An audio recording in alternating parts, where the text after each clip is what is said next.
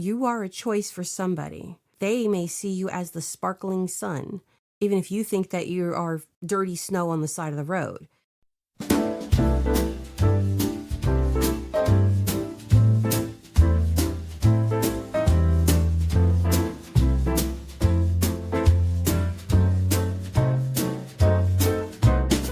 Welcome all you bridesmaids and men of honor. It's time for another episode of the Cozy Quilt Cinema. I'm Michelle. And I am Beth, in the back pew crying at a movie I've already seen. Every week, Michelle and I curl up on the couch, watch a movie, and then we carry it into the studio and pull it apart like Holly Golightly going through your things. It's not a critical review, though we absolutely will be critical. Does it still get you? Are we the ones who needed 5 occasions to finally say it? Or have we been standing in the rain this whole time, waiting to be asked? Pull your Nona's Afghan from the back of your couch and come be our +1. We RSVP'd twice. Strange women lying in ponds distributing swords is no basis for a system of government. Why are you like this? You should ask yourself, why aren't I like this more? Oh, my friends. So it was a short week for me. How was your week? Equally short, for the same reasons. Exactly. Because it's a holiday of some kind for someone. Not for me, but for other people. Funny, when the majority of people have a holiday, you also get that holiday, and then they complain about you getting the holiday despite not being part of their group. And except if you really, I'm going to piss off people, but if you really break it down, it's not even a Christian holiday. No, it's not. It's but Ostera. But it's not even my holiday, so. I mean, it's a pagan holiday. It's a pagan holiday with Mary. What? I don't know where that came from. I don't know. I Mary Poppins'd it. You really did. So yeah, it's weird that if you break down all of the symbolism of Easter, it has nothing to do with Christianity. Yeah, I feel the same way about my car. If you break it down, has nothing to do with Christianity. I mean, I'm also the asshole that points out that Christ wasn't born in the winter, but yet we celebrate his birthday at Christmas. So, it is what it is. Seasonal shift is a bitch. I know. But, again, you don't point that out to uber Christians, because then you will get burned as a witch. So it's funny that you used the word uber, because it's becoming distinctly Germanesque in its familiarity. What? Oh, America? Well, maybe the faction that's currently in power. Yes. Wait, no, definitely. I'm seeing that left and right and upside down.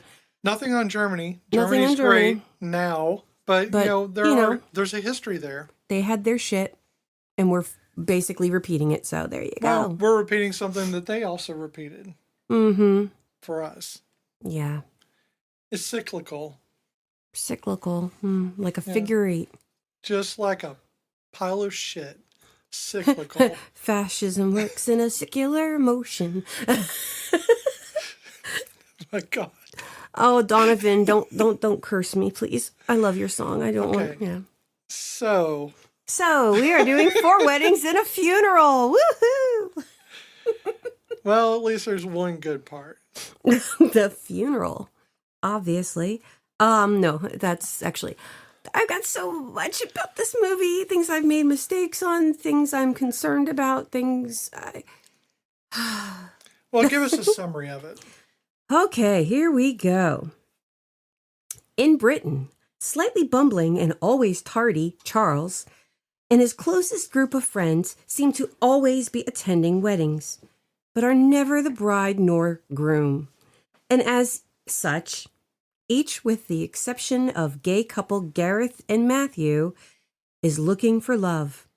At the wedding of their friends, Angus In Laura, where Charles is acting as best man, Charles meets an American woman named Carrie. For him, it's love at first sight. She too is attracted to him. Although they spend a memorable evening together, that's all it ends up being. Over 3 more consecutive weddings, some of the brides and grooms who are very near and dear to Charles's heart, and one unfortunate funeral, Charles runs into Carrie. But something always seems to prevent the two from getting together. He also runs into a plethora of old girlfriends, one of whom he may believe is really the one he was meant to end up with, especially if Carrie seems to remain unobtainable.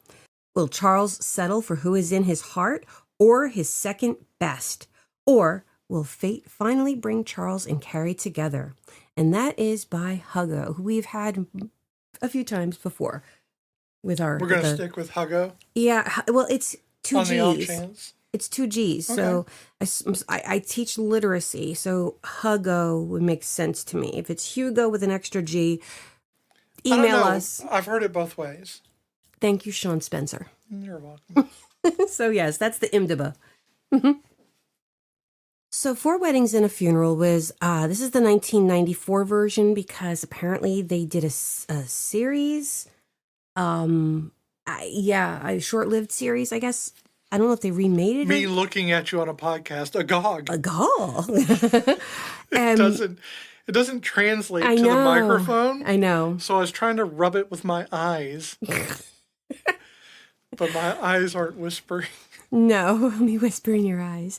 So this is directed by Mike Knoll.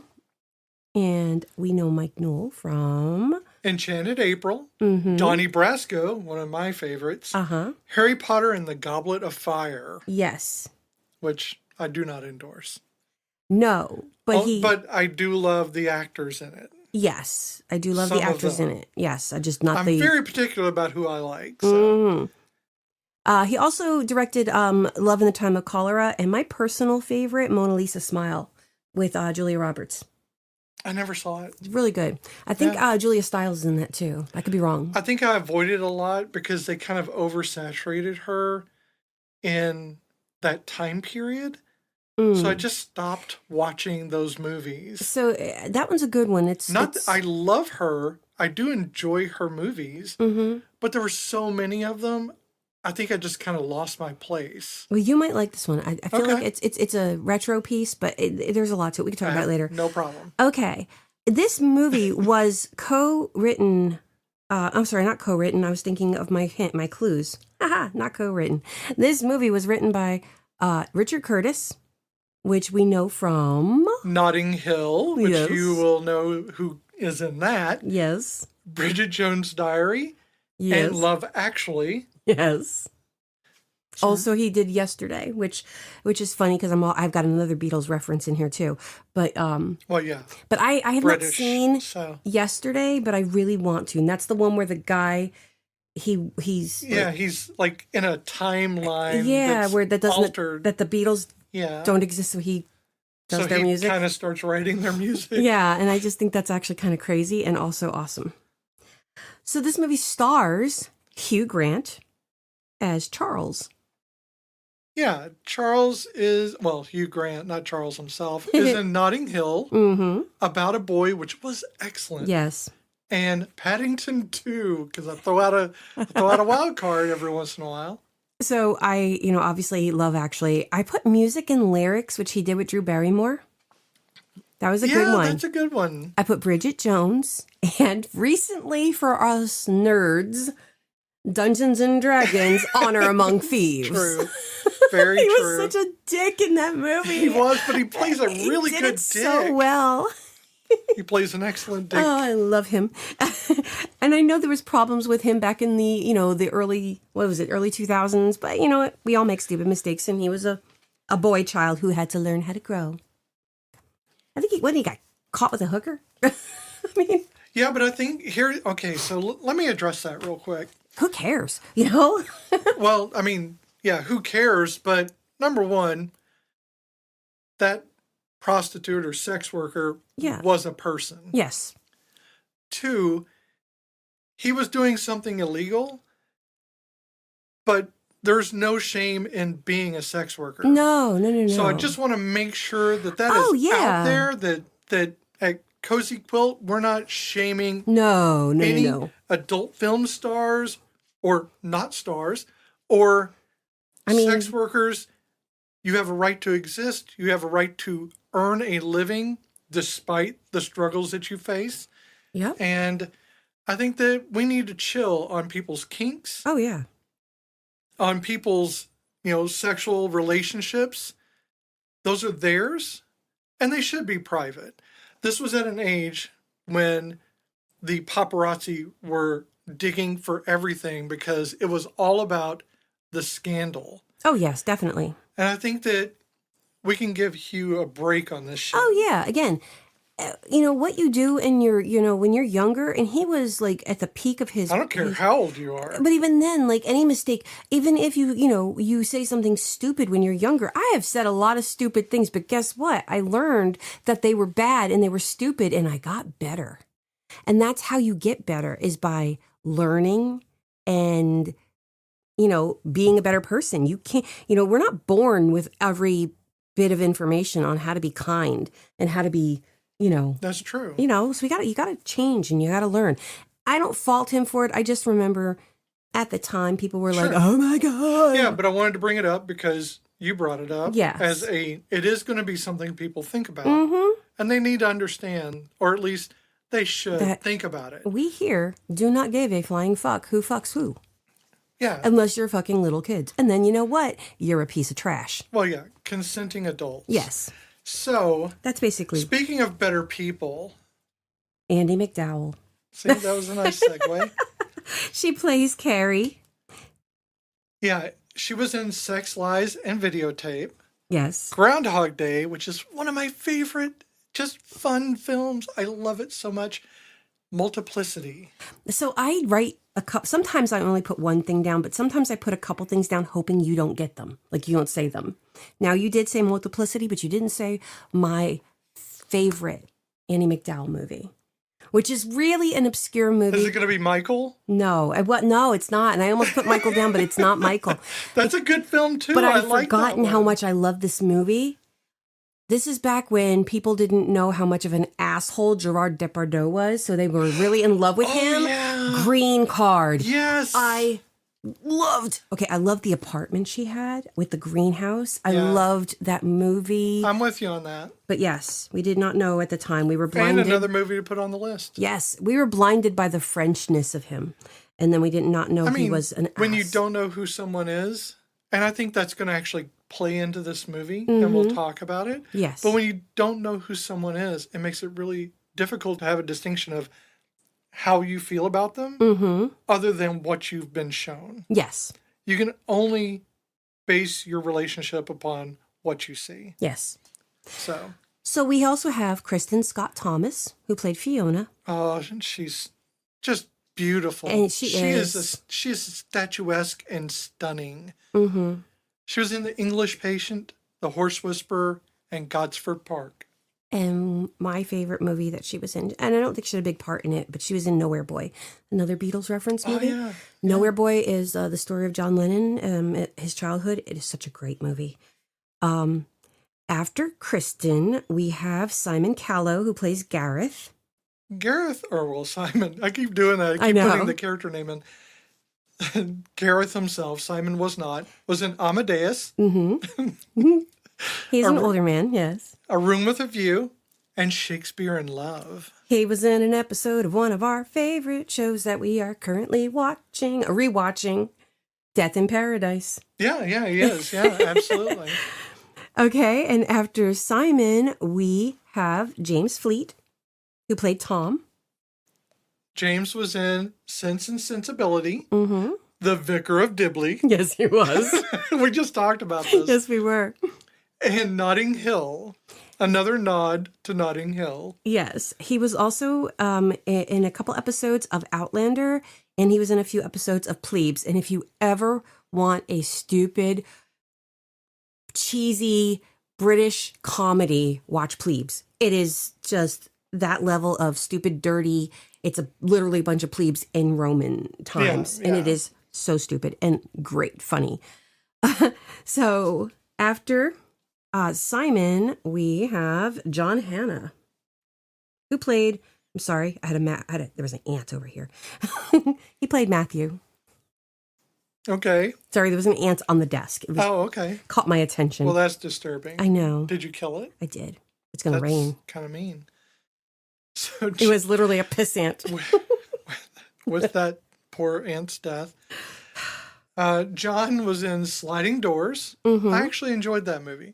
The Mummy. He was. Hell yeah. He was. Love The Mummy and Rebus. He was also in Dirk Gently. Absolutely. And The Last of Us.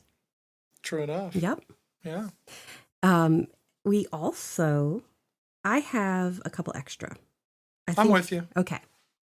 So Rowan Atkinson, he plays Father Gerald. And if you know Mr. Bean, you know Rowan. And my personal favorite is Blackadder. Yeah, but he was also, he's done so much. Oh, God, no, he's everything. Having him in this film is kind of like putting, it is. It's exactly like putting in, the most famous actors of all time into a rom-com to play a priest. He was in Johnny English. He did all the Johnny Englishes. Because he is Johnny English. Yeah, he did Bean, of course. The Lion King. Yes, he is done, Zazu. He's done so much stuff.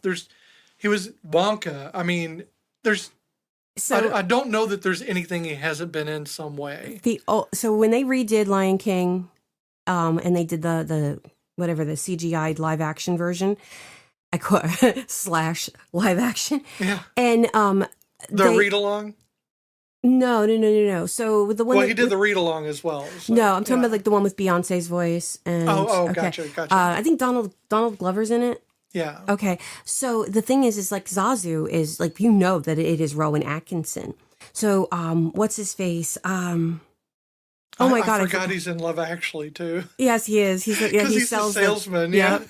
But God, what the hell is his name? He used to be on The Daily Show with Jon Stewart. He's got his own show. Glasses. He's on Community. He's the British... I know, but if you keep talking, I can't ever answer you. I had his name and I lost it as I was about to say it. No, I don't know. Okay, but you know who I'm talking about. I just talked about him the other day. I just mentioned his name and I cannot remember. Hold on. Time out. Yeah, so I looked it up because we're apparently not the brightest bulbs in the world. I just mentioned the other day. You did. Talked about I know. I'm so John annoyed. Oliver. Sometimes, you have the name and then you go to say something because you're too busy explaining beforehand. And then I go, and I can't remember. So yeah, John Oliver did the voice of Zazu in that version with Beyonce. And honestly, I don't think anybody else could have done that other than him. Like, I give him the credit totally. So do you think that the animated Community episode was what got him that job? Oh my God, I hope so. I hope so. Was he into also... the cave of memories? Yeah, he was not in the video game episode, right? No, because he wasn't there for that one. Not. But he was in the cave, the Christmas episode with the claymation. Okay, so that's what it was, claymation, not animated. So if you, okay, so it is animated, has anima. Yeah, well, it's called claymation. Yeah. Okay, so or stop motion. Stop motion. Okay, so David Bauer plays Charles's brother David. Now, David Bauer is deaf, and is my clue from last week. Hugh Grant, he went and learned how to use sign language so he could communicate with him. Since he does have lines where he does have to use BSL, not ASL, but David doesn't, it's like he dropped out of acting for a while. He's starting to act again, but I think he just took a break from it. So he's been doing a lot of shorts and a lot of TV. Mm-hmm. I think he does a lot of red nose stuff. Not a lot, but he does Doctors. He was in one episode. He was in, the One Red Nose in a Wedding. He did Drive Me to the End. Casualty. He's been in smaller things throughout. Mm-hmm. And back to Rowan Atkinson really quick. He does a lot of red nose stuff. Oh, He yeah. actually played the doctor in a Red Nose skit. Okay. Yeah. But last but not least, and the reason why my darling girl is in this, Charlotte Coleman. She plays Scarlett. We lost Scarlett in 2001. She died of a massive asthma attack. And people don't realize that you can die from an asthma attack because it is so common nowadays for people to have asthma. It is serious. We almost lost one of our children when they were 11 to a severe asthma attack. Their lungs collapsed, and they did not think that he was going to make it through the night. So I think we did know about this. I think we talked about this years ago. When she died, I heard about it. I just forgot about it. And here's the messed up part. Today would have been her birthday. Oh, no. We're recording this on April 3rd. Well, I mean, maybe that's a good thing. Yeah. Let's remember her for... Yeah. And she would have been 58 years old. And like I said, we are recording this on April 3rd, which would have been her birthday. Nice. Yeah. That's okay. She was in, of course, 4 Weddings and a Funeral. Beautiful people. Oranges are not the only fruit, and I've actually seen a couple of episodes, and I did see one episode with her in it. See, I didn't recognize a lot of the stuff that she was in, but like I said, when she passed away, and they had made, there's like some article I had seen on the news about it, and they were like, she played Scarlett in 4 Weddings and a Funeral, and Scarlett is my favorite character. Yeah. Like, I think she's the most well-rounded character in the whole thing. Yeah, I think we'll get into that as well. She's certainly the one you get a sense of better than most. So, yeah. I'm glad you brought her into that because I think I would have missed her name in this. It was very important for me to mention her because she is part of the main cast, but because she's so ancillary, people tend to forget about her. And I guess I always related to her. I just always, she was the outsider. She was a little bit of a weirdo, and I love that about her. I think she's just quirky. Oh, and yeah. I think that's what endears her to people. Oh, yeah. Like, that is, okay, let's go through that after we do this. So, how did you feel about this movie before? So I wanted to see this movie. I was not disappointed by this movie. I did not know it was going to make me cry when I saw it. But I mean, I should have known because it does say funeral. I just didn't think that the character who passes away was going to be one that you grew attached to. Because he's the other, I think, well-rounded character. Right. I just think that when I saw it, I wanted to see it because of Hugh Grant. And I was, 94. I didn't see it when it came out. I don't think I saw this movie for many years. I think I probably didn't see it until I was back in New Jersey, and our oldest was like almost a year or so old. Yeah.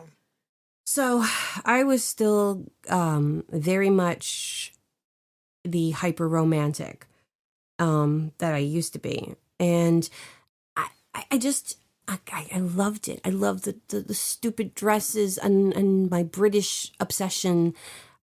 And it wasn't even that hot, my full-blown British obsession. I was just growing it. I was just cultivating it at that time.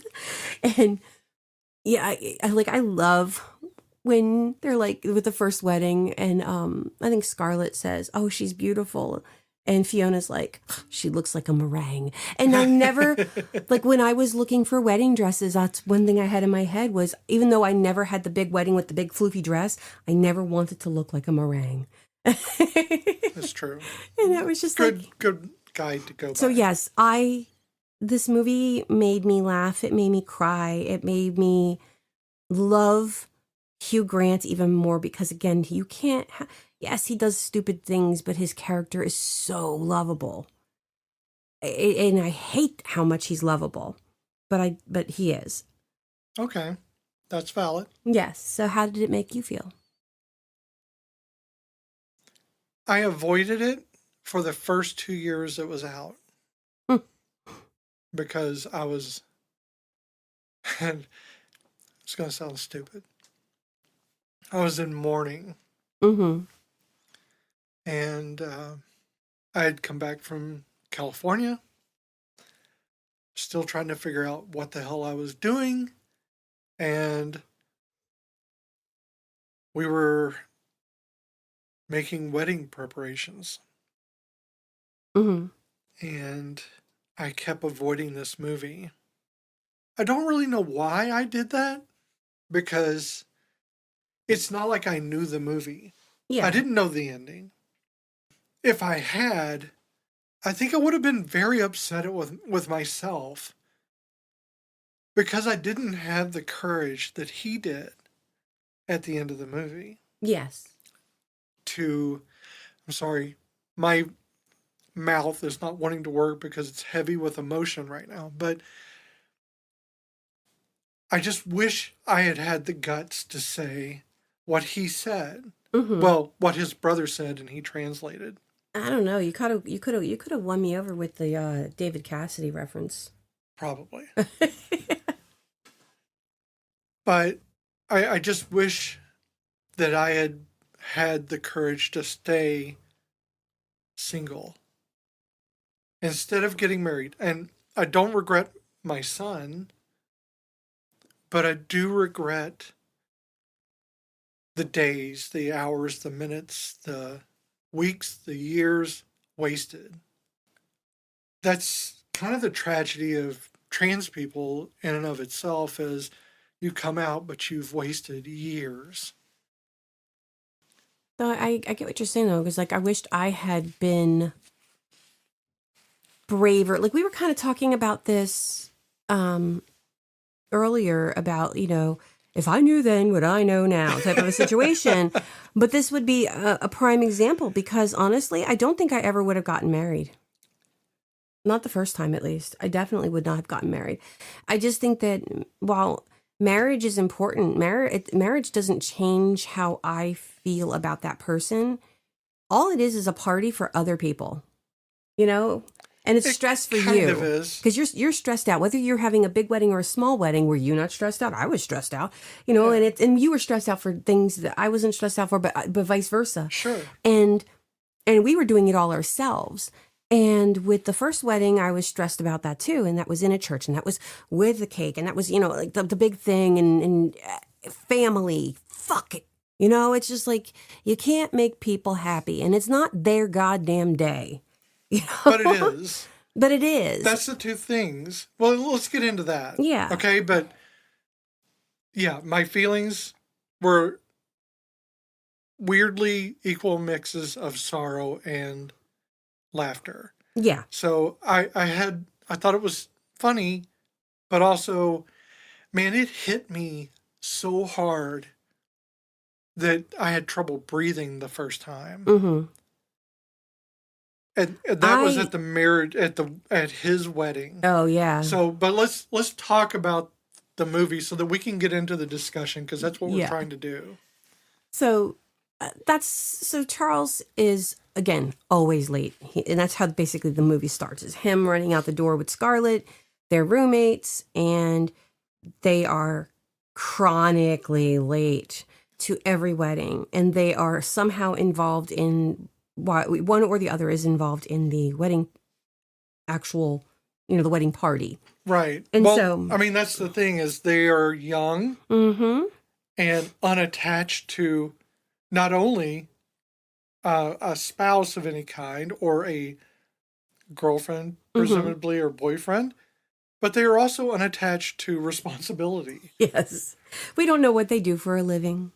We kind of, well, that's the thing, too. That's another thing no that last we'll get names. into. I kind of dig that there's no last names.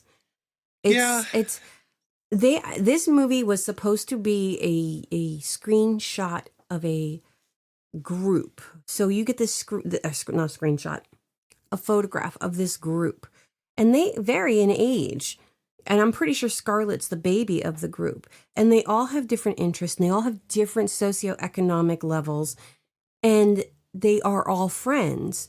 And it's them going from wedding to wedding because they're friends who are ancillary to their group, but are still friends, are getting married. They're either meeting at the wedding, like the second... Well, starting out, that's the case. Yes, like the second couple meets at the wedding. And Charles meets Carrie at the wedding, at the first wedding. And he, you see that he's immediately enamored by her. But he doesn't know how to describe his feelings. So love at first sight is thrown around a lot. And like, I know at one point he talks to Matthew about it. And Matthew mentions with, how when he met Gareth for the first time and how, that was love at first sight. And then he's like, well, but what does it feel like? And you're like, well, you'll know because you'll feel that. You'll feel that you need to be with that person 100% and not, they're not the person that you just care for. And he knows at this point how much he feels for Carrie. Yeah. But by the time he has the courage to say anything, she's engaged to Hamish. And they get invited to her wedding. And unfortunately, and I am speeding through this because You're I'm really jumping right there. Well, because I want to get to the characters and not just the story. Yeah. And then, and that's... Well, I mean, it's important to understand that all of this group, including the couple, they are all chronically single. Yes. So even the couple is not married. Yes, Gareth and Matthew are not married because this is 1994 and gay marriage is not legalized yet. But when they lose Gareth, and it's Charles and Tom talking about it, and he's like, all this time we've been lamenting about being single, and, and two of us were married, and we didn't even realize it because... First thing, how the fuck did you miss that they were a couple? I mean, you see what you want to see. You see a group of friends and you just assume they're always friends. It made me so angry. Yeah. When at the funeral, when the priest introduces him as his best friend. Yeah. Yeah. It's like, that's a But blow. and that is a punch. Mm-hmm. And it's there, I think, entirely on purpose to punch you, to remind you that some people don't have the privilege of being able to say the things they want to say. And it's just heartbreaking. Yeah. They're like the couple that just tears me apart because if you noticed, I did not pay attention. Yeah. From midway to of like the halfway point in Carrie and Hamish's wedding, going into until after the funeral, because that's the part. From that point forward, I am just like, well, it's been a while because when I saw the Gareth dancing is when I realized what's about to happen. Mm-hmm. And I went, damn it, why am I sitting here?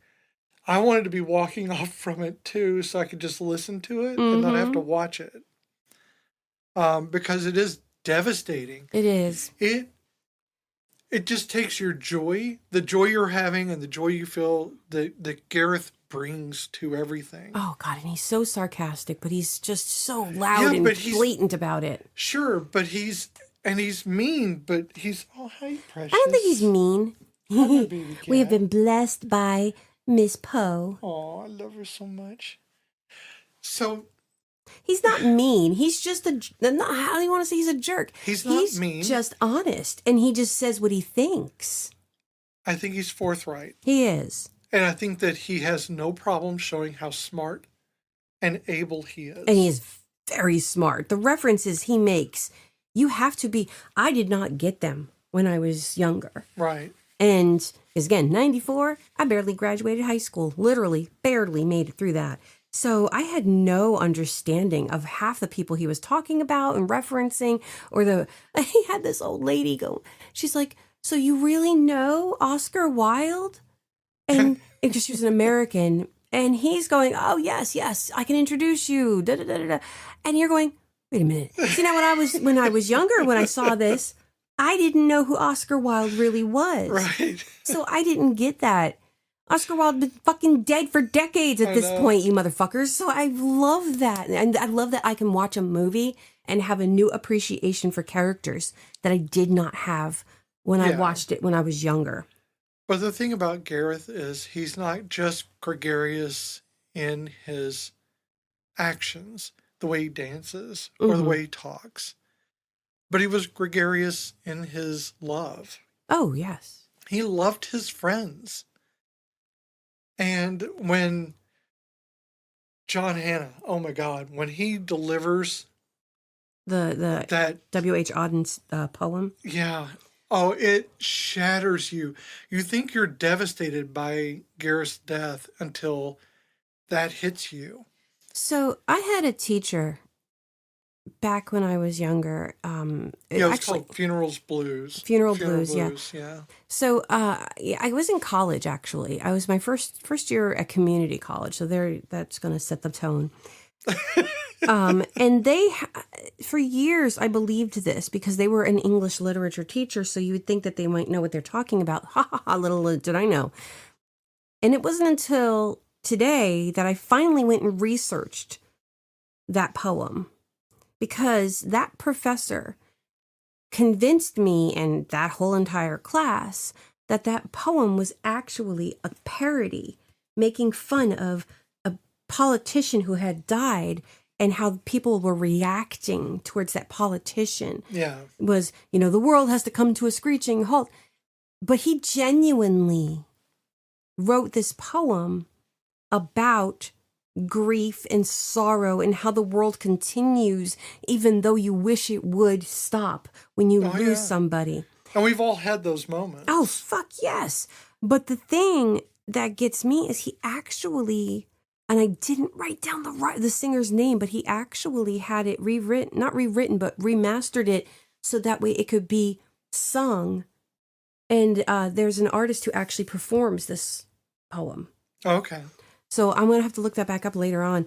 But yeah, it just made me angry that, I learned that back in my late 20s, and I never lost that memory. So for years, I would get pissed at people who were like using that movie or that poem in quotes and talking about death. And I'm going, you're a bunch of idiots. It's a parody. It's making fun of it. And as I was being all like, I'm the intellectual here. And I was wrong because I had one freaking professor insist that that's what the poem was about. And that is how I've always seen it.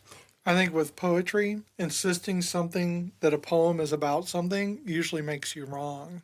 Well, yeah, because poetry is 99% it's objective. Well, it's subjective because it's subjective, and you'll never understand what the poet actually meant unless the poet tells you directly. Exactly. And even if it does, you'll never understand the true meaning of it. Oh, no.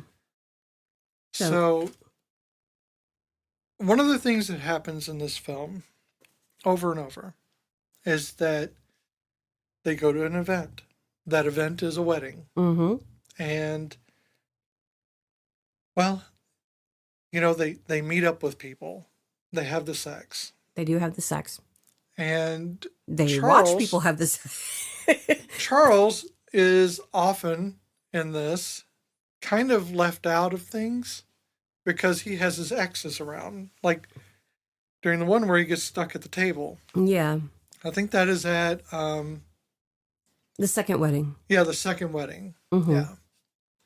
Thank you. That was at the couple who she was a bridesmaid expecting to hook up, and he was her friend, and she's like, I'm not that desperate. Bernard. And the next thing, Bernard, and then they end up like hooking up, and then now they're married and having the sex. Yeah, and they're very happy. But, he's left at this table basically being, just reminded of his past. Yes, he's not being allowed to be forgiven. Which, again, he was a dick, and he said things to people that he probably shouldn't have said, but they're not allowing him to. But none of this is given to you in context. No. Because you're not allowed to see, and that is the thing with me in this movie, is I need the details of something. Mm-hmm. And I'm not saying that I dislike the movie. I'm saying that the aspect of the movie that I find jarring is that I'm not allowed to see behind the facade that people show. Yes. So there is no small talk. And by that, I mean, there's no talk amongst spouses, amongst people developing a relationship. There's the sex, and that is afforded as the interaction that you get. Yes, it is a very shallow, like when it comes to the... It's shallow in the fact that they cut it. It's like they took a much bigger movie and just sliced off the parts that would have shown you depth. Yes. And what you're left with is what those depths would have revealed. Mm-hmm. But you don't have context for what the reveal is. Yeah. So it's like saying, ta-da! We're getting married! No, it's like saying ta-da at a magic show without the first part of the magic trick. And you just pull flowers. And you're like, but what was the trick? Yeah. So you just have flowers in your hand. What was the trick? Oh, I cut out the part where I have the hat. And I show you the hat, that it's empty, and then I pull the flowers out of the hat. I took all that out because all you're left with is flowers in my hand and me saying ta-da. And that's the thing, is like the only couple that we see developing anything, there's two couples. You see, sort of three. You see it obviously with Carrie and Charles. Because it's them meeting up throughout all these times. I mean, but even you then, see it's them not meeting up, but none of this is deeper than a teaspoon. Else, yeah, right? None of this is deeper than a teaspoon. You know that what's her face and Bernard, they hook up because the sex. Yeah. But the only one that I feel like there's more going on in the background would be David and the girl who goes out of her way to learn sign language so she could talk to him. Yeah. And even those parts, you don't know why she took the time to do it. Other than her and, what's his face, Matthew talking and saying, calling him a dish. And even Matthew is like, oh yeah, the dish can't hear. So, he has to use sign language and, So you don't get those parts. And I think that I understand why they did it for this movie. I understand what they were going for. But for me, there's a stillness there. Mm-hmm. Like what happened between him and Henrietta or whatever her name is too, because I can't remember all these ancillary. There's too many characters in this movie. But to get him to he went from I'm heartbroken to and my friend's dead to oh shit, I'm gonna marry my ex-girlfriend who everybody else calls Duckface. Actually, that part I understand more than most. That part I can understand as you're doing something just to feel anything, even if it's disappointment. I mean that is true. But and I feel bad for her that he leaves her at the altar, literally.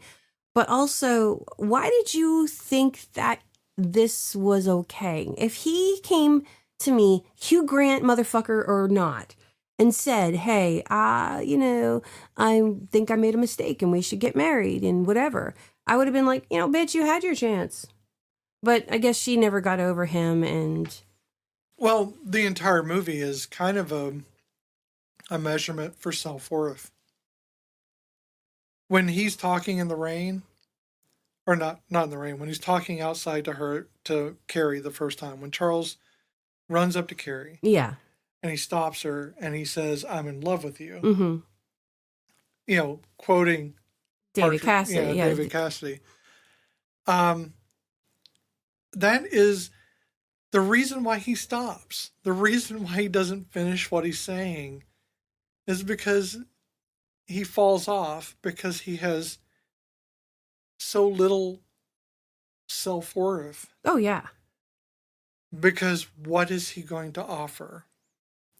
And it comes down to what do I offer? And a lot of times we will focus on the things that don't mean anything. How much money you have. Mm-hmm. Can you provide a home? Can you give that person the things they expect? Can you provide a family? Like, can you provide children? There's all these things. But in the end, you're really just saying that all of those things are excuses for why you don't feel you're worth something. Because it should just be about you and that other person. Yes. And whether or not you mutually feel that attraction and that you feel sympathetic with them, that there's this you should feel like you're dancing when you're talking to that person. Mm-hmm. You should feel like the world doesn't exist for you. Yeah. And I think that if it doesn't feel that way, then why are you trying to be together? I mean, I agree with you. And we see these characters doing this. And I mean, I did it with my first husband because I thought I needed to marry him. I saw all the red flags and flashing lights telling me, don't do this, stop, do not go, do not collect $200. And I never got my $200, but I did go. And it caused so much like stress and pain, and watching like at the end and how those two people are very much in love, and they did not need, I don't know. I mean, it's such a, I'm talking in circles. No, I get it, because it brings up a lot of emotion. So it's doing its job. Mm-hmm. But again, there's a stillness. It's like, I mean, you are watching a movie, but it's like you are very aware of the back of the television. Yeah. Because that other part isn't there. So it just hangs there in space, showing you the end results of the thing you're missing. And here's the thing.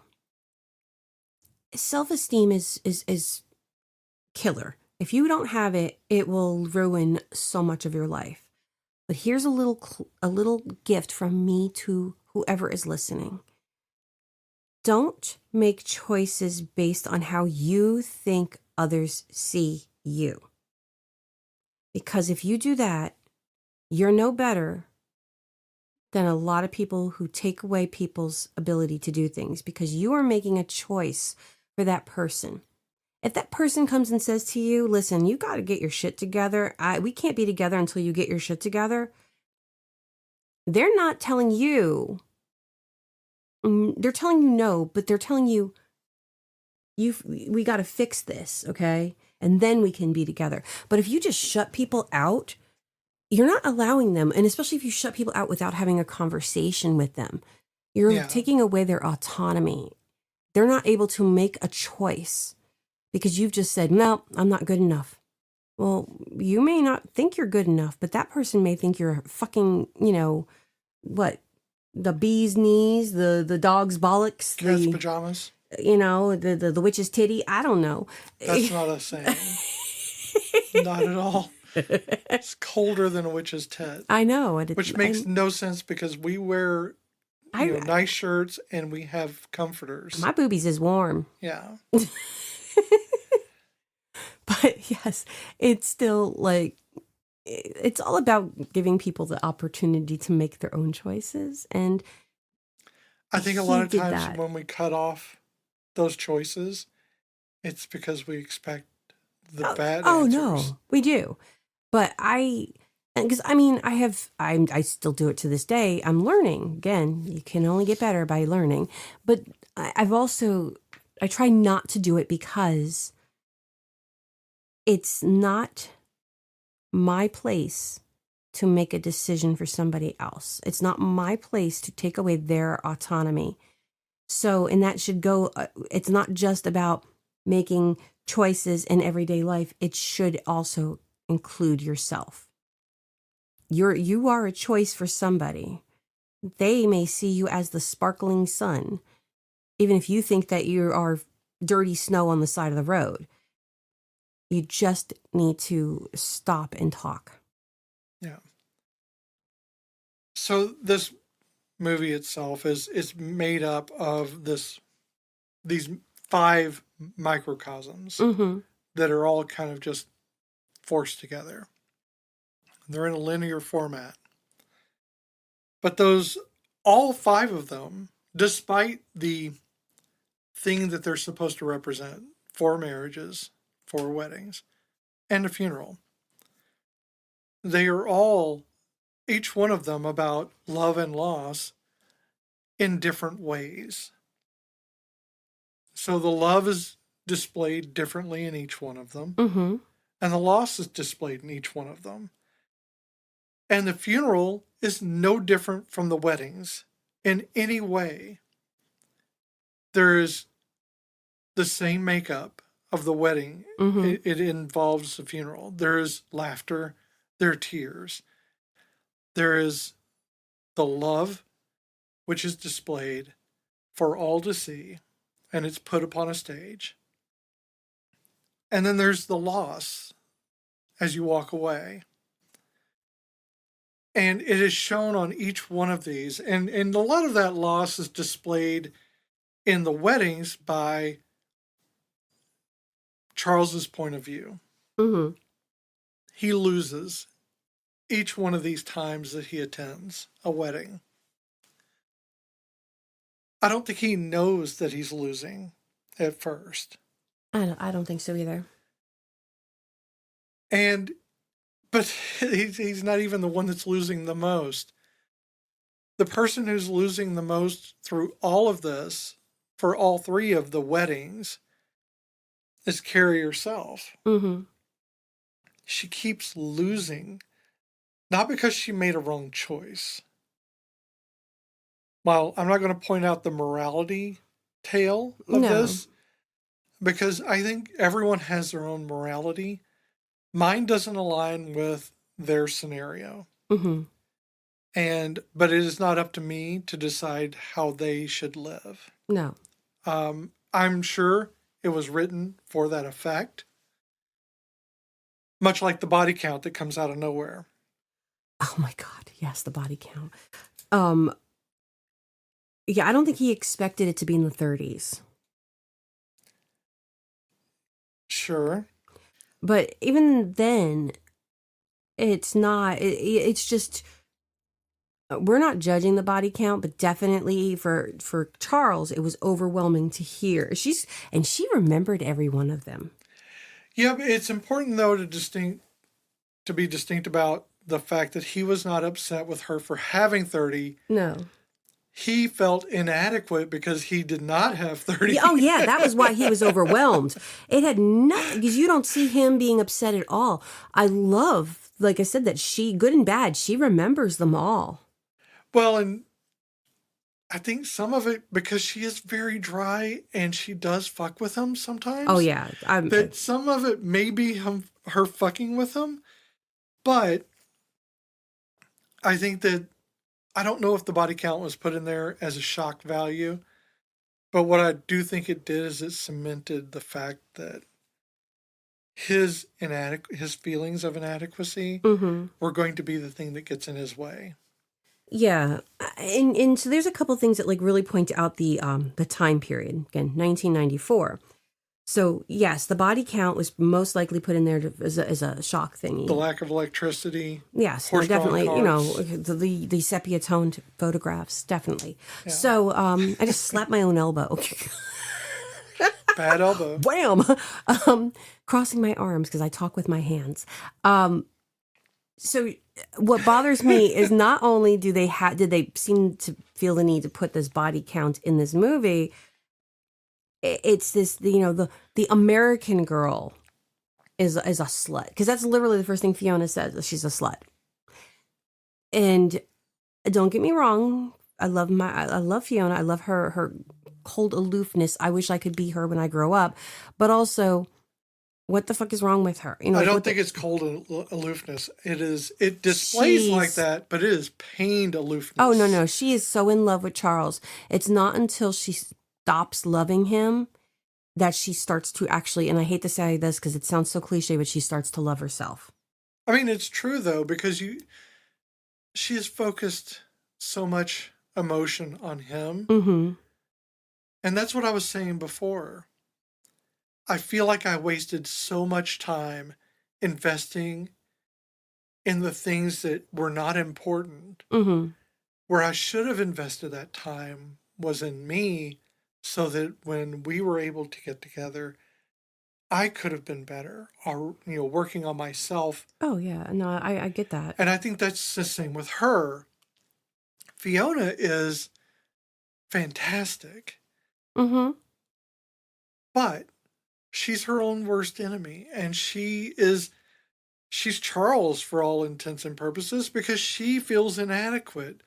She's aloof because she's hurt and Mm-hmm. she doesn't know how to fix it. No. But the fix was always there with her. She just had to focus on herself and not to focus on Charles, who never even knew that she was in love with him. Never. It wasn't even until she tells him.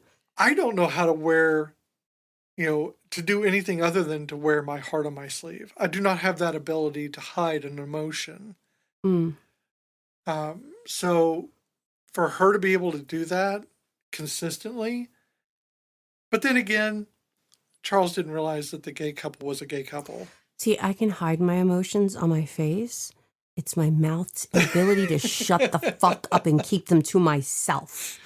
There's where I've got a problem. But my other issue with this movie, because again, past lens, is why did the couple that had to lose somebody in a death, why was it the gay couple?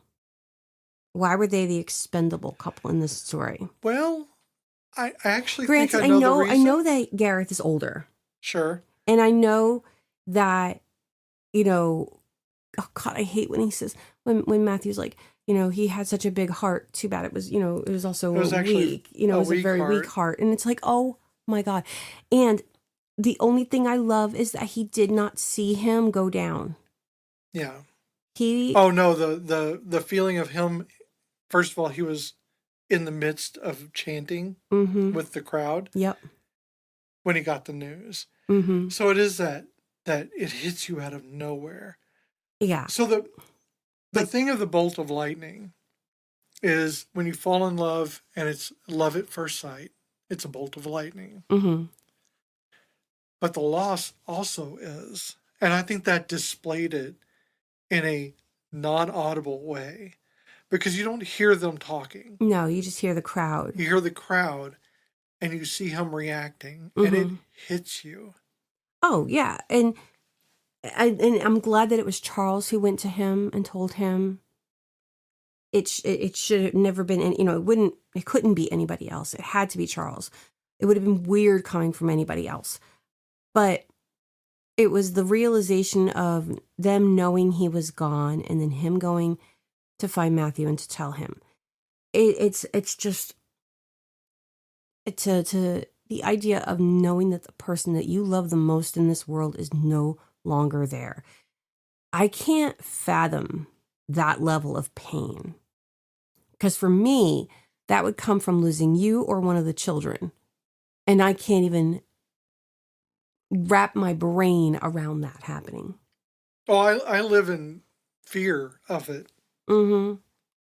Yeah, I can't address it. Yeah. I think that's a problem. That is a problem to not be able to address those things. I think when so I have a problem with anxiety. I have to take medication for it. And I've always been anxious and I've always had problems with depression, and they do feed into each other. And it was 2022 that it was right after my graduation from my master's degree. And I thought it was because I no longer was going to school. And I had so much even though I was starting a classroom and teaching and I had a ton of things on my plate. But I think it was this, I had convinced myself that it was this step back away from education and not having that extra worry in the back of my head that all of a sudden made my anxiety peak up. And, I noticed it more. But I think it was the fact that our youngest also graduated from high school shortly before that. And our other two were on their own. And it was gnawing away at me that I no longer had any way. I didn't know she was going to live with us for another 3 years or so. But I think it was, I think I was really in my head, whether I was verbally or consciously aware of it, I think it was the fear of them all being gone. Yeah. And there was a lot going on, and I don't doubt that the school thing had to do with it as well. There was just a cosmic clash of stuff happening at one time that made my anxiety just skyrocket. And I'm too afraid to go off, even gradually, of my medicine to see if it's there or gone. But I definitely, that's the biggest loss. And having children is scary in itself. And you're always worried about, when you marry somebody, you're still a separate person. And while there is that fear that, like, if you don't tell me you're at work, I'll go, oh shit, is she okay? Or if you don't tell me that, like, if I don't get the text because I'm in a bad area and I don't get the text telling me that you're heading home, I'll be like, oh shit, And I know it's daily and it's stupid, but it's there. When you have a child, it's so weird how your body and your mind just, it's a scramble of frustration. I always had this whole thing of like, as long as I could see my 3 children, I knew they were safe. And then we went on an airplane. And that was the first time I had been on an airplane since I was pregnant with our first. And I had all 3. And we had to sit, unfortunately, separately, but each child was with an adult because I was with a few adults. And that was the first time that I genuinely know I had an anxiety attack. Yeah. And then, oh my God, it was just, and then the flight back was no better. I've not flown with them ever since. But then when we moved out here, and the first time I took them up to the mountains, and here's my jackass of a teenage son, the oldest one, going really close to a cliff. And all I could think is him falling off the edge because we were at an overlook and there's people all around, but this butthole decides to go right to the edge. And that feeling came right back of I can't protect them. And it was this realization that you cannot protect them all the time. So yes, I know I went off on a totally different tangent, but for me, that's where my fear comes in. And I have chilled out to a certain degree because they are all adults, but don't think my youngest has the Life 360 with us, we have her with that. And the oldest one, if he doesn't text me every day and or call me every afternoon, then I know something else is wrong. The middle one, he's indifferent towards life. He checks in when he checks in. I see his posts on Instagram, all social media. Not Instagram, Snapchat. He is always posting on Snapchat. If a day goes by where he hasn't posted a picture of his dog, then I know that he's not doing good. But yeah, otherwise I would fear all the time. Yeah, well, this movie wants you to believe that this is about a boy not being able to say I love you and hold that. But it isn't. It's not at all. No. It's about love and loss. And it's about the losing as much as it is about the love. Mm-hmm. And I don't think losing matters that much if you don't love. Oh, no. The losses they endure, the losses we endure, they mean more because we love before that loss. We love through that loss, and we love after that loss. People who say that they don't want to love, or they don't want to open themselves up for that pain of loss, you still experience the pain of loss. Yeah, you just don't get to get the love part. Yeah, you just open up your heart. I thought you were going to sing the end of Scrooged or something. No. Put a little love in your heart, that's all. Put a little love in your heart. But anyway, so Charles, at the end of this whole thing, is going to be marrying Duckface, which... Poor hen. I know. And it's not a real name, but that's what we call her. And, Richard Curtis, he knows it. So, we watched them walk toward the wrong life at the wedding. Yes. They're going right to and you're like, this is not right. This feels how wrong. It's supposed to be. Right. I love that his brother got to be the one to say. Mm-hmm. I always thought it was such a good take because it was his brother was saying translate for me, but what was really happening is he got to say the words. Yes, out that he was loud. having trouble saying. And I think it would not have been the same if Carrie had interrupted the wedding and said something. Oh no, it would not. It would have been like the reverse of, like you expect it. You expect when the priest says, whoever who does not think this couple should get married, blah, blah, blah, blah, blah. And you hear that knocking noise of somebody interrupting, and you think for a hot second, it's Carrie. And then it's David. It's not. David stands up and he's like, translate for me. And then, he signs at Charles. But the old man at the wedding, hi, I'm Charles. No, you're not. I would, yes. Do you think I would not know my brother? It's like, what? But Charles has been dead for years. But the whole thing is that Carrie had her wedding. Yes. And he did not stop that one. No, he did not. And she did not stop his. Why? Because no one does that in real life. Nobody does that except in movies. Right. But his brother did it because he needed to help his brother say the words. Yes. So it wasn't really his brother talking. It was really Charles. And he got to avoid. Oh my goodness. Our puppy just barreled through. You're so happy. What's wrong? Did you get into the end? We're almost done. You just barreled right on in. With the tippy tappies. Can you get on the carpet? Can you get Winifred. On the carpet, please? Winifred. Okay, we're going to pause. Okay, so I successfully corralled Winnie the itty-bitty Pitty. Itty-bitty Pitty, the tippy-tappy dog. She's a little tippy-tappy. She was very excited. I think she woke up and realized we're not in the room. Yeah. And that's like, oh my God. She is adorable, but she is high-strung. And hot mess on wheels. Without the wheels. So, yeah, he gets to say the words. Yes. Charles gets to say the words. The things that are the hardest things to say. The ones I did not have the courage to say. And should have. But it's not even that moment. It hits you. It's a deep moment that again loses context because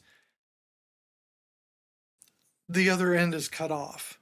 So you have to fill that in yourself. Mm-hmm.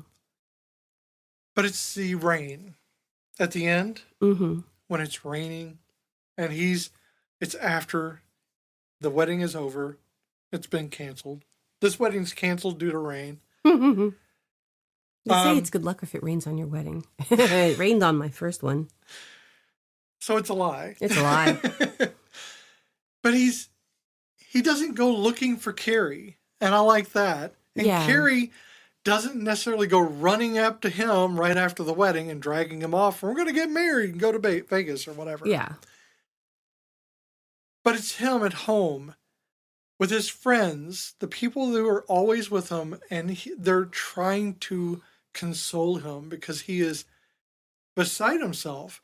Not necessarily for himself. He feels bad for what he did to her. And I love how David... To duck face. Yes. And I love how David is like, I blame myself. And he says that in sign language.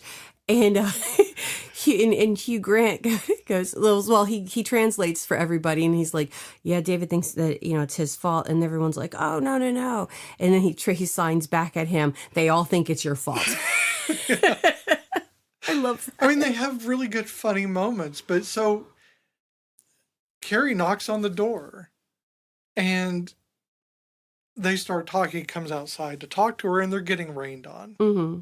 And this is that moment of, the cleansing rain, basically. This is where everything gets cleared up. It's clumsy, it's late, it's a little stupid, but it's worth every single second of standing in a puddle. Mm-hmm. Because if you take into account that they're just ignoring the rain isn't the factor.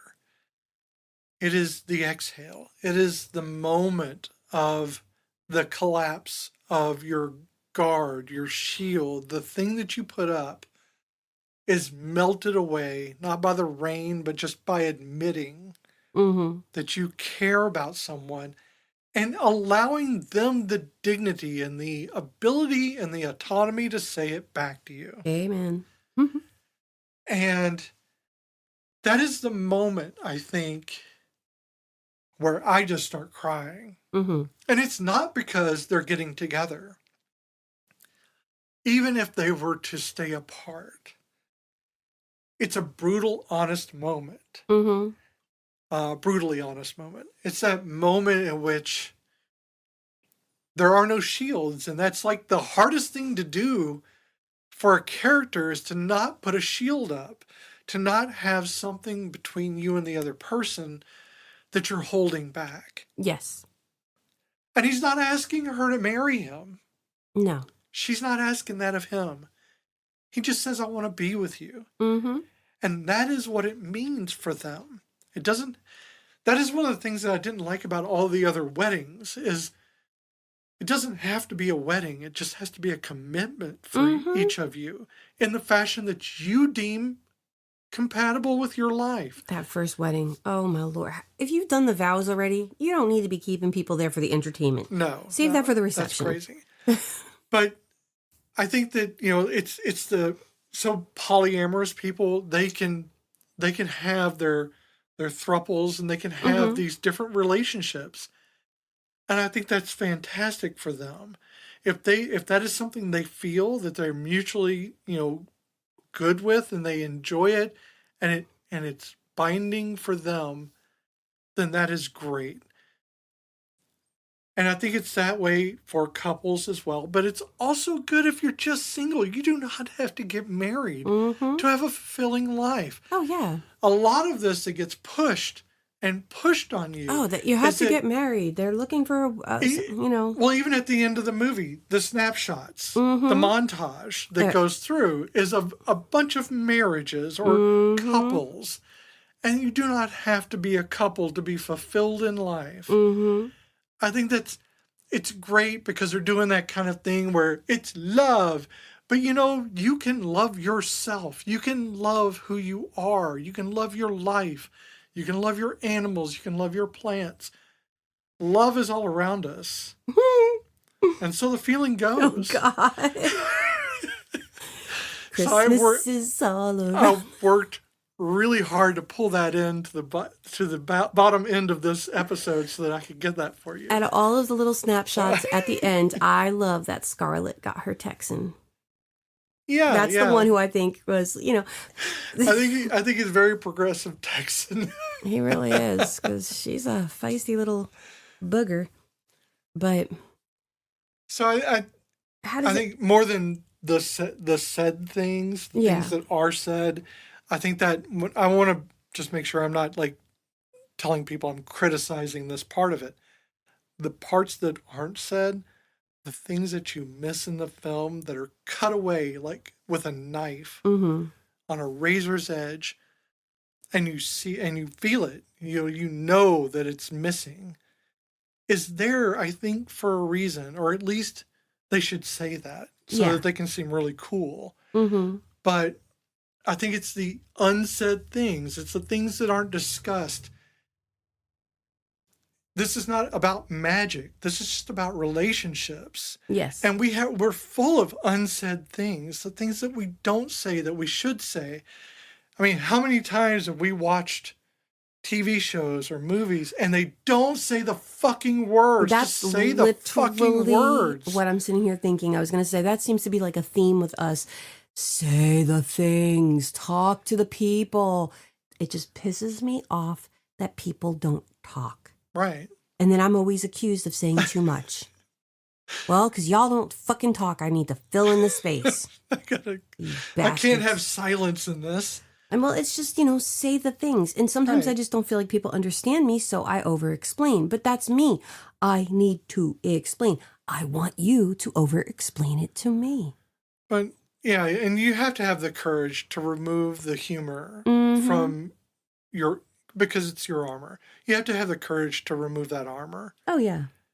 And if you can't do that, you don't respect yourself enough to be honest about your feelings. Yeah. It took me so long to get there because I use comedy constantly. Well, I always feel bad. So like my assistant, she'll tell me something about herself, and she's like, I know I don't talk about myself a lot, and I am always telling her, listen, just because I am an open book, that the pages are glued wide open in big, huge text with a speaker on the side does not mean... Easy to read font. Exactly, does not mean that you have to. I don't expect people to tell me everything about their life when I'm busy already telling them about mine. I don't know how not to do this. Be a cell in the bottom right corner. Basically. I just don't know how to relate to other human beings without telling them about who I am and where I came from. But other people are able to do it. Bless them. I don't expect that. But we talk. You know, she talks to me and I talk to her. And I love her in her Colombian accent. And sometimes I don't understand, but I understand her better than most people who come and talk to her. Because sometimes we'll have like admin and stuff come in who see her all the time. And they'll be like, she'll say something and I'm sorry, what? And I'll say, oh, she said this. And I say, I know how to speak her language. I can't speak Spanish, but I can understand her. I think I know why this film is probably one of your favorites.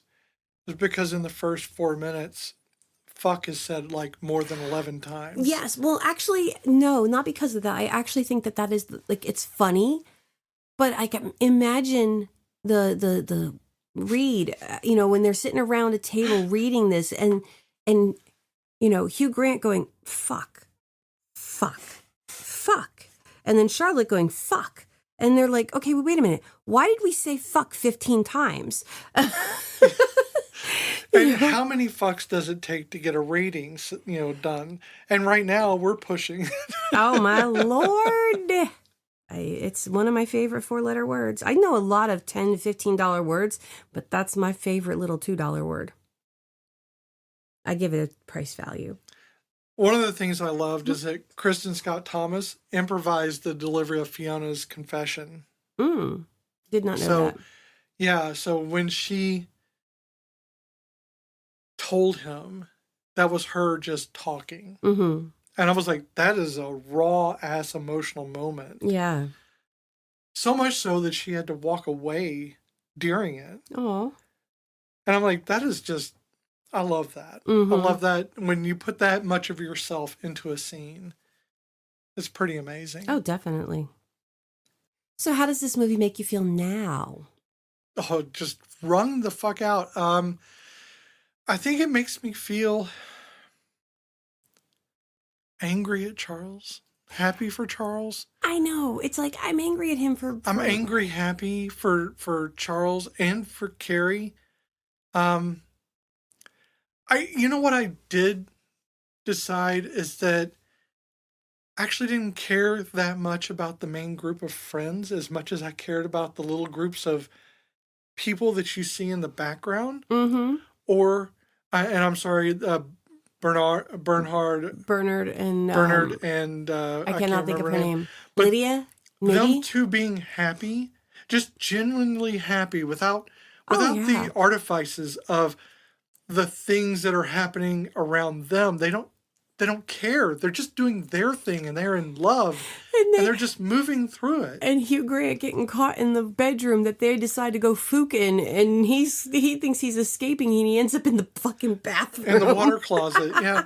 But that doesn't even faze them. No. When they see him, they're like, hey! they're loving their life. Mm-hmm. And those are good things. They had the giggliest sex ever. Right. And I love that for them. They got to, I mean, and that's another thing too, is like Charles and Carrie's initial lovemaking was full of talk. Oh, yes. And I love that because I think it should be. I don't think it should be awkward. It should be something that's fun for you and something you enjoy and something you can discuss while you're just, you can discuss things and still be sensual and still enjoy it and still be in love. Mm-hmm.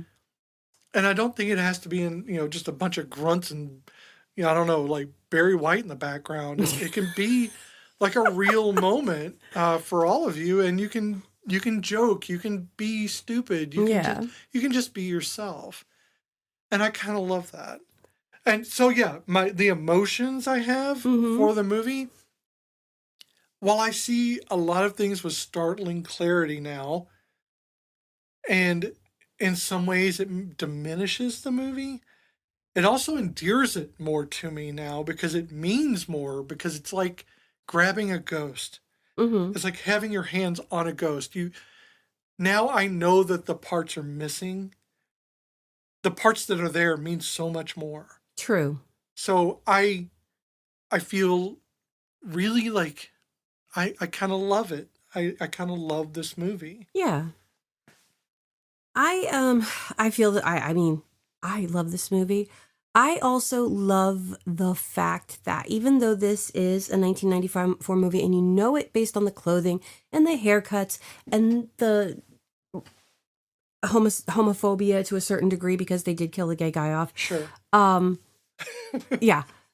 There are issues with this movie, but it's also very, I think, timeless. Like, even though you know it takes place in the past, I didn't feel, sometimes when we watch things, the older stuff, I kind of get that weird, like, almost an uncanny valley aspect of, oh God, were we really like that? Or just that creeped out, meh. That's why I can't watch certain TV shows that are too old. And I don't get that with this.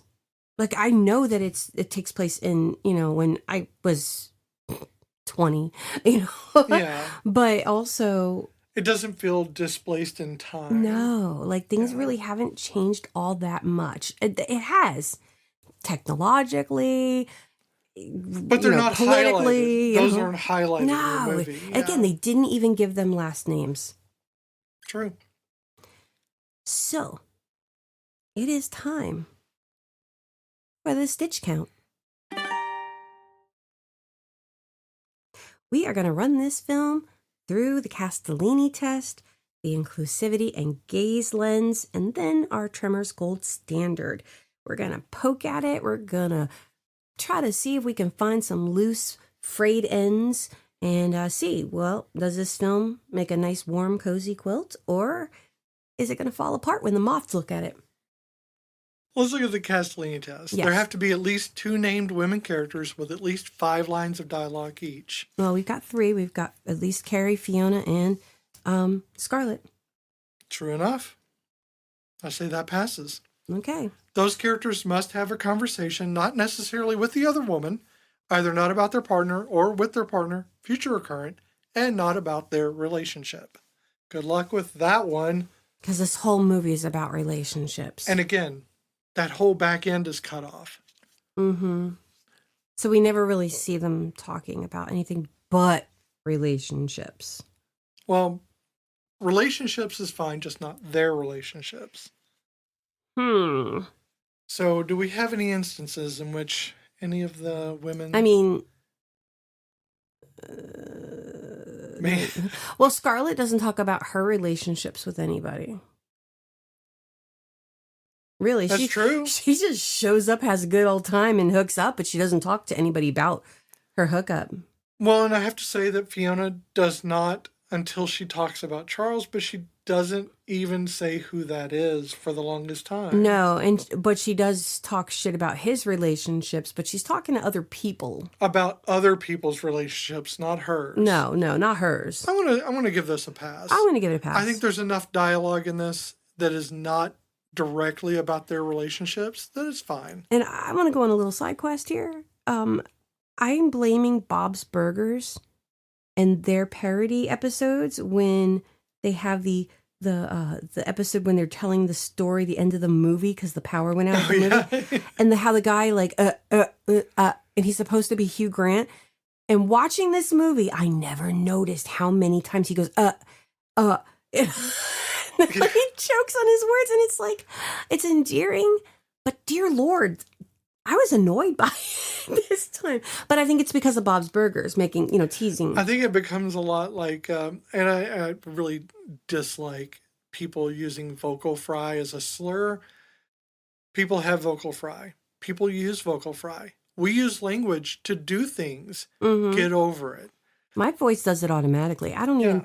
But don't do it on purpose. we use our words, and we accent those words to display emotions or to display what we're thinking. Oh, yeah. Get over the fact that people use vocal fry. Stop It's like bitching about it. It's like rolling your tongue when you say R's. Some people can and some people can't. And it's a case of you do it if you can, but you don't really think about it. If you hear a word that has that R that's rolled, you automatically do that if you're able to do it. But, if you're not, you just don't do it. But we have people at work that use that kind of, that, not stuttering, it's these interruptions of their words in order to formulate what they're thinking. I wish I could do that. That's what they're doing. And that's what he is doing, is those pauses give you time. Oh, yeah. No. And I wasn't making fun of that. I didn't think you were. It was just, like I said, I just kept thinking of the parody on Bob's Burgers, and that was like driving me nuts in my head because I kept wanting to laugh at it when he was being serious, but it had nothing to do with that. Sorry. At least one of the women has to be integral to the plot, meaning that if she were written out of the film, it could not reach the same ending. Well, yeah, Carrie.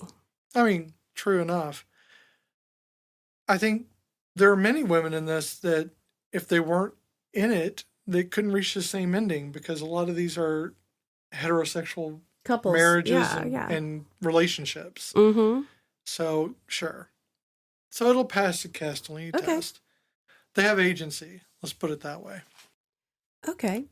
So let us look at... So that gives us 1 point. 1 point. And one ping only. Mm-hmm. Sorry. I didn't even do the Scottish... I didn't do it at all. Okay. Don't worry about it. I'm not going to do the accent because I can't do Sean Connery. Okay, so let's look at inclusivity. Gays. Yeah, the score is on or off. It's either 0 or 1, and we have a maximum of 4. Yes. So it's racial diversity with agency, not just background.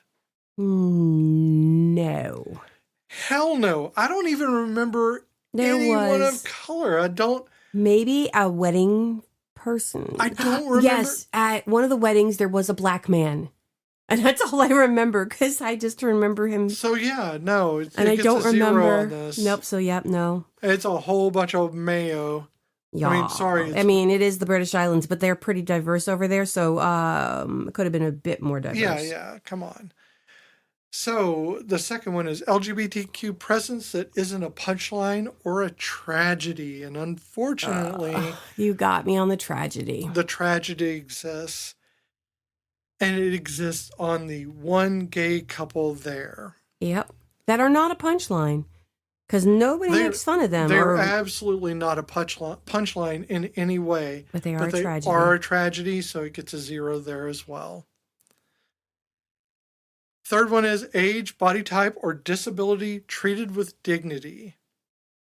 I think so. I think so, because they don't ever make any comments about David not hearing, other than saying he doesn't hear. They do make, at the funeral, at Gareth's funeral, it's done with dignity. It is done with dignity. In fact, it's done in point of dignity. Yes, because he says he talked to a bunch of people and what they remembered about him, and one of the things was that he was fat. But the people who came to him and said what they remember most about him, that was not even a factor. Right. This was pointing out the difference between people that love you and the people that don't know you at all. Exactly. So I'll give it that point for that one. Yeah. Camera gaze, not relentlessly sexualized or punitive. I think they did a fantastic job. Oh, yeah. Of showing not just the beauty of the women and the men in this movie, but they did it in such a way as to stay away from over-sexualizing an already charged situation. And the rain, yeah. That in I was gonna say when Carrie and Charles hook up the first time, yes, you see skin, but it is done in a way where it's not supposed to be titillating. It's supposed to show you a sensuous moment between two people who barely know each other. Right. When the couple are having sex on the bed after the wedding, they just got married, you don't see any skin. she's still fully clothed, then he is mostly fully clothed, you know? And it aims mostly at their faces. Yeah. So if it cuts there at all. And there's nobody, like, there's no that girl dressed. I mean, when he sees Carrie, Carrie is dressed in that 90s, very Puritan style of, Right. The jackets and the big hats, and because it's wedding clothing. And nobody is dressed, even like Scarlett's dress, it's not low cut. None of her dresses Well, even are. when her back is out of the dress because she dropped the bow. She's wearing blue granny panties. Right. So these are not, they did a really great job of not hitting that mark in the 90s of over-sexualizing something just because it's a romantic comedy. Exactly. And I think they did a great job. So we'll give it a point on that. So we have, 2 points on that? 2 points for inclusivity and gays, yes. Okay. Now let's get to the Tremors Index. Now this is based upon the Tremors movie, which we feel is the pinnacle of movies. And you think we're joking, but think about it. Listen to our previous podcast, and maybe you'll come to your own conclusions. Yes. But there's 0 to 4, so it can be 0 below Tremors, 1 approaches Tremors, 2 Tremors adjacent, 3 Tremors level, and 4 exceeds Tremors. And those are the levels of the index. Where do you think it falls on the Tremors Index? I am going to say 1. Approaches Tremors, because we do have some inclusive instincts, which we have David, but the uneven follow through. There could have been more. And maybe not a tragedy. Exactly. The characters show skill, but authority still defaults to the usual suspects, meaning that for this movie, they're trying to find love. That is the skill. But the people who get the love are the ones who, we knew that Hugh Grant was going to find love with Andie MacDowell because blah, blah, blah. Now, while they do have other characters who do fall in love, again, you don't have to get married. And they did not get married, but other characters did. So it almost negates that whole thing, because everybody else, all the hetero couples got married other than those two. And we can assume Matthew's new boyfriend. Yeah. So progress with friction as well. So it is progressive, but there are some friction points to that progression. Yes. So I'm going to say 1. I agree. I'm going to agree with you. So the Tremors Index, we got a 1. So okay. What do we have as a total for the stitch count? 4 out of 9. Okay, well, I know it sounds low, but really this is a respectful film. It really is, though. I think that score is good. It's reflective of the time period. For the early 90s, I think it's excellent. Yes. Even though Tremors did the same thing. Like, I would give it a 0.5 point just because of the time period. But it's going to be 4 out of 9. Yeah. Is the stitch count. And we'll leave it at that, because I don't think it takes away from the movie. No. It's just our opinion. You should watch the movie. So, if you would like to watch this movie, you can find it in all of these places. Now, bear with me. It's going to be a minute. Tubi, Pluto TV, MGM Plus, YouTube, and YouTube TV. Amazon Prime, not Amazon Plus. Fandango at Home, Google Play, Fubo, Sling, Philo, Apple. And you can find them either through subscription, or we saw it for $2.99 all the way to $5.99. Yeah. To rent, not to own. So thank you for joining us for 4 Weddings and a Funeral, 1994. This has been Cozy Quilt Cinema with Beth and Michelle. We loved having you as our +1 as we share the feelings that movies can leave lingering with us well after they are over.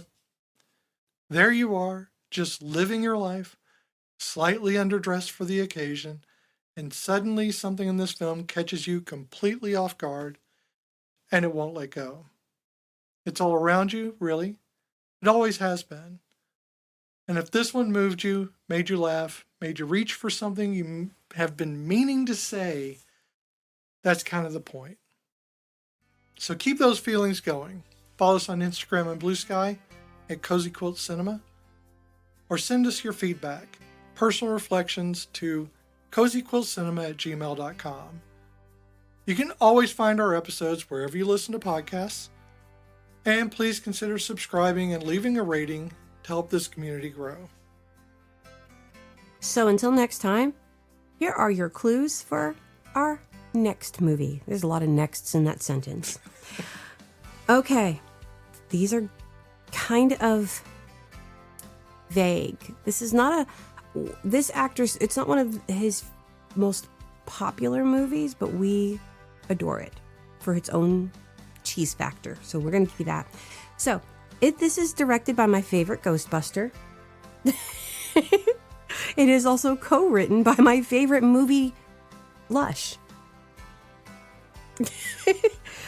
One scene of this movie, the lead actress, she actually looks at the director off screen because the co-lead actor was making dolphin sounds, and it is in the film. And the director, aka my God, is actually playing the guitar that you hear. Like, you hear him playing guitar, but you see the lead actor playing the guitar because this person did not know how to play. This is a hard one to try to break down into clues because there's a lot of vignettes in this movie, and I focused on one vignette for my clues. Do you remember what it is? We talked about it earlier. Yeah, I absolutely remember what it is. Because we couldn't remember it this morning when we were driving to the store. I was like, what did I just did research on I this. know. Oh, I don't remember. And it took me forever, but I did know it had an S in it.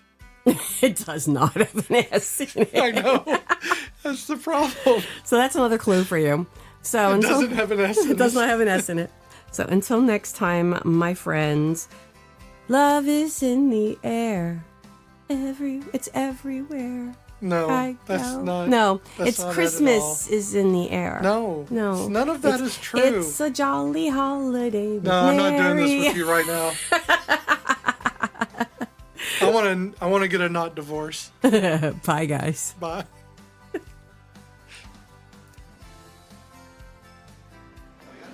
A toast before we go into battle. True love, in whatever shape or form it may come. We all in our dotage be proud to say, I was adored once too. True love. True love. True love.